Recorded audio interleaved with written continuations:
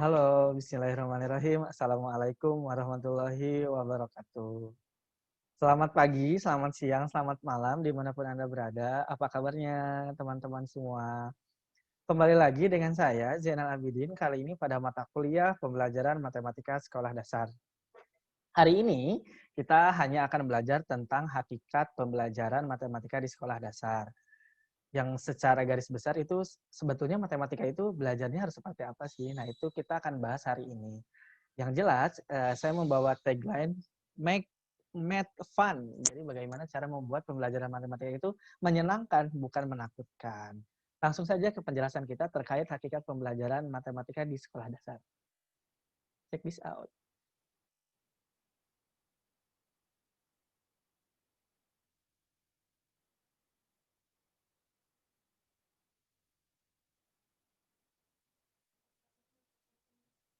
Nah, ini teman-teman, jadi hari ini seperti yang tadi saya bilang, kita akan belajar tentang Math Education in 21st Century. Jadi kita akan belajar tentang matematika di abad yang sekarang.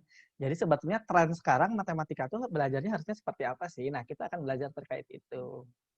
Oke, mari kita lihat agendanya. Nah, agenda ini sebetulnya untuk pertemuan kita selama beberapa minggu ke depan. Jadi kita akan belajar konsepnya dulu, konsep sebetulnya pendidikan dan pembelajaran matematika itu seperti apa.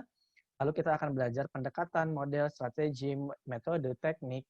Kita juga akan belajar LPP, LKPD, media, penilaian, dan model kontemporer. Namun untuk hari ini, kita hanya akan belajar poin A saja. Ya, karena poin B, C, D kita akan belajar di minggu selanjutnya. Seperti itu teman-teman. Mari kita mulai penjelasannya. Oke, ternyata pemerintah melalui Departemen Pendidikan Nasional pada tahun 2006 sudah mengeluarkan tujuan pendidikan matematika yang pada dasarnya itu ada 5 konsep memang yang harus dikuasai atau harus hadir dalam semua pembelajaran matematika, khususnya di sekolah dasar. Yang pertama, memahami konsep matematika. Seperti yang kita tahu, matematika itu selalu berkaitan dengan teori, selalu berkaitan dengan konsep yang memang harus sesuai gitu, harus sesuai dengan konsepnya sehingga nanti tidak adanya miskonsepsi, tidak ada salah konsep sehingga konsep menjadi penting dalam matematika walaupun ini memang kaitannya dengan kognitif. Jadi memang kalau kita berbicara matematika itu pasti akan berbicara tentang kognitif walaupun tidak hanya kognitif saja, namun yang paling utama core-nya adalah kognitif. Sehingga pembelajaran matematika yang harus ada pertama adalah memahami konsep matematika. Yang kedua menggunakan penalaran. Penalaran itu hadir ketika kita akan menyajikan sebuah konteks kehidupan sehari-hari menjadi sebuah konten pembelajaran. Ya, sekali lagi, penalaran akan hadir ketika kita sudah menghadirkan sebuah konteks permasalahan kehidupan sehari-hari yang disajikan dalam sebuah konten pembelajaran.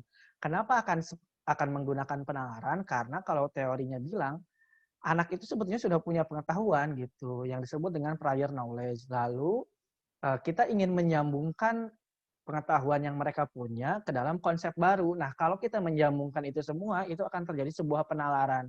Berbeda ceritanya kalau kita langsung menjelaskan luas segitiga itu seperti ini. Nah, berbeda ceritanya kalau misalkan kita bentuk segitiga ada apa dulu di lingkungan sekitar kalian. Lalu kira-kira itu harus dihitung atau tidak ya? Bagaimana ya cara menghitungnya? Nah, itu akan berbeda rasanya, akan berbeda penalarannya ketika kita menjelaskan langsung rumus di awal dengan kita menjembatani sebuah konteks permasalahan menjadi sebuah konten pembelajaran di sekolah dasar.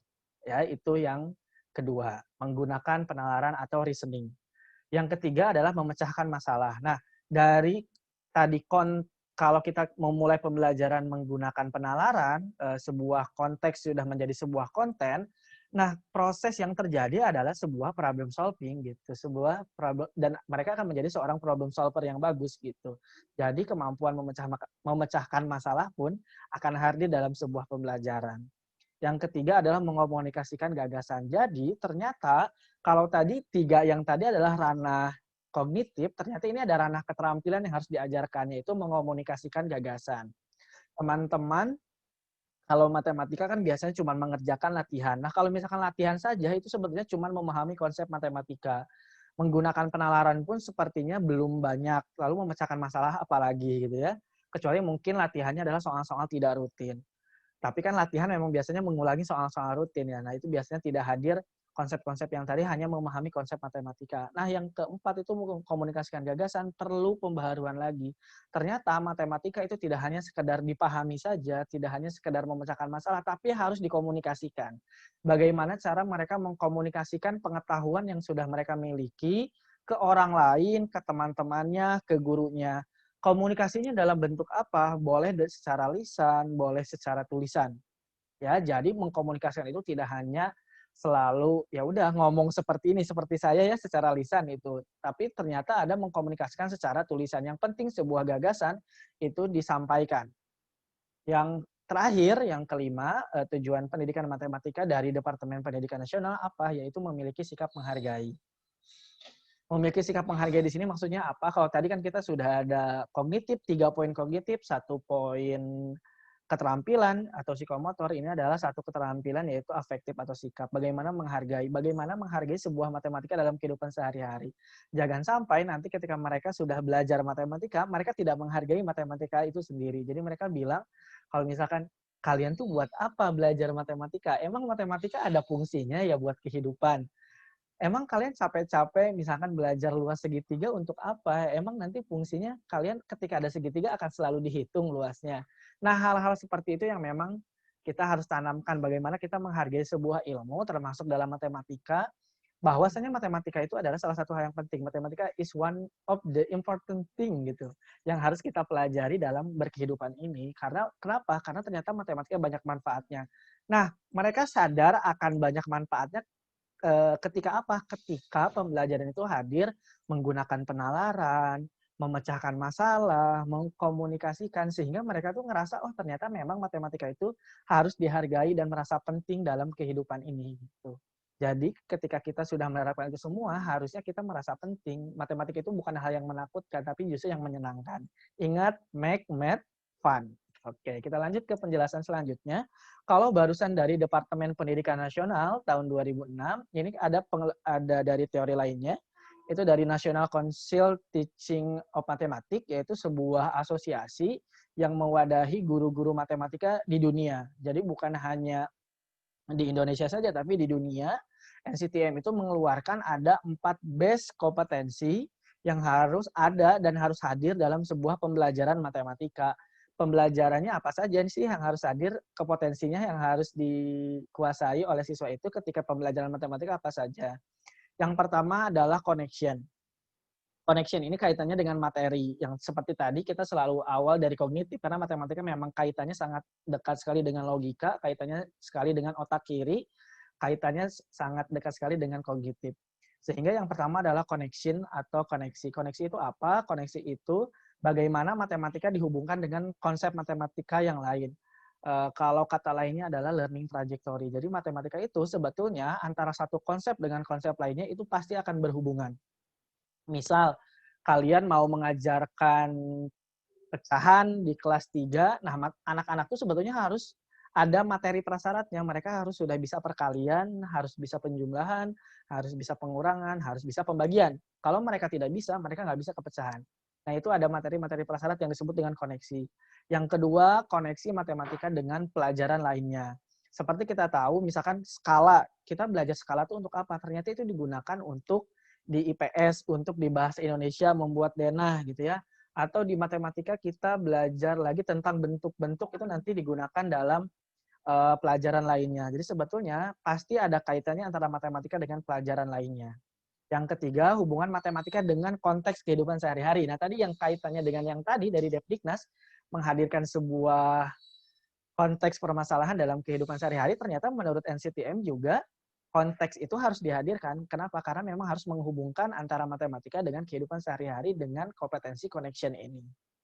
Yang kedua adalah problem solving. Bagaimana caranya matematika itu dihadirkan dalam sebuah konten yang menyenangkan tapi sekaligus menantang sehingga mereka tuh akan bersemangat untuk menjadi seorang problem solver. Jadi yang dikuasai tidak hanya konsep saja tapi mereka juga banyak proses berpikir, banyak proses sikap ya yang harus dikuasai karena ketika problem solving itu tidak hanya pikiran saja yang bergerak, lalu ada komunikasi, ada kerjasama, ada melihat sekeliling gitu ya dan lain sebagainya. Yang ketiga adalah reasoning and proof atau penalaran dan pembuktian. Kembali lagi ke penalaran. Kenapa penalaran penting pada masa sekarang? Karena yang diukur oleh orang itu sebetulnya bukan seberapa pintar kamu dalam mengerjakan soal, tapi seberapa pintar kamu menggunakan pengetahuan kamu dalam kehidupan sehari-hari. Jadi kalau kamu misalkan pintar rumus, itu tidak, kalau sekarang gitu ya, matematika di zaman sekarang ya nggak dianggap pintar matematika, tapi bagaimana kamu emang pintar matematikanya dan bisa membantu orang lain, bisa membantu permasalahan yang berkaitan dengan matematika dan diselesaikan gitu. Jadi reasoning juga perlu. Yang terakhir adalah komunikasi.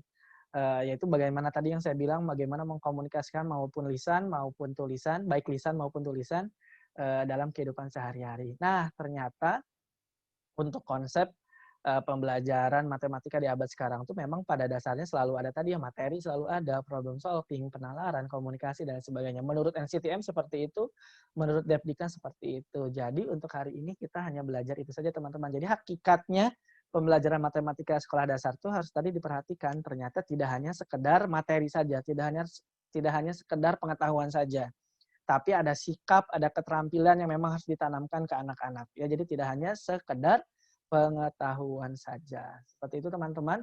Untuk lebih lanjutnya, teman-teman bisa baca di modul yang sudah saya berikan terkait pembelajaran matematika, hakikat pembelajaran matematika. Sekian untuk kita, silakan teman-teman boleh melanjutkan belajarnya lagi. Selamat bertemu minggu depan. See you. Terima kasih. Wassalamualaikum warahmatullahi wabarakatuh.